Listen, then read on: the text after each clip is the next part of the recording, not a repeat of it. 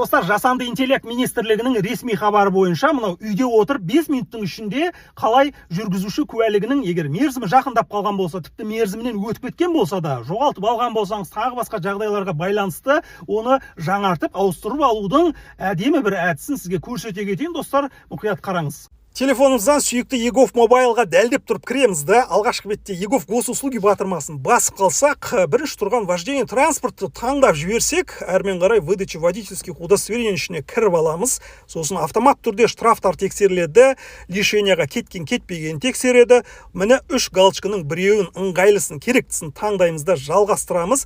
Фото шығады, міне осы фотоға жақсылап ырбимай осылай әдемі болып түсіп сохранить етеміз да, ары қарай өз қолымызбен қол қойып, оны да сақтаймыз да, достар. Міне дайын құжатты ары қарай жалғастыруды басамыз. Керекті адрес сондай осыны таңдап жалғастырамыз да, міне оплатить дейді, құны 5406 теңге ыңғайлы жолмен төлеп жібереміз. Міне осыдан кейін бірден жаңағы таңдаған соныңызға барасыз да, жеке куәлігіңізді көрсетіп, жаңа жүргізуші куәлігін аласыз да, қайта бересіз. Болды, достар, пайдаланыңыздар. Мен ақпарат атаман Айғали Тойжанмын. Маған жазылып тіркеліп қоюды ұмытпаңыздар. Аман сау жүріңіздер, достар.